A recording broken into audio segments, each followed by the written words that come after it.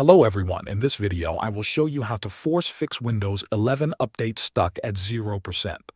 First, make sure your internet connection is stable. A slow or unstable connection can keep the update stuck at 0%. Next, restart your computer.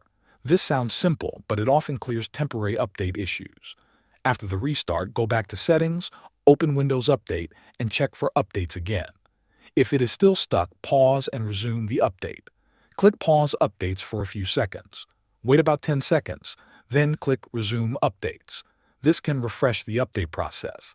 Now run the Windows Update Troubleshooter. In Settings, go to System, then Troubleshoot, then Other Troubleshooters. Find Windows Update and click Run. Let it finish and apply any fixes it suggests. If the problem continues, restart Windows Update Services.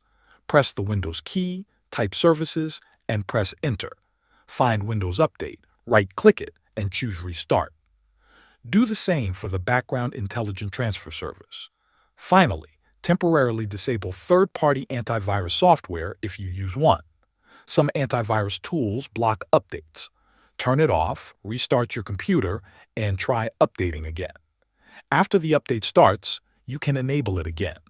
These steps usually fix Windows 11 updates stuck at 0%. Thanks for watching.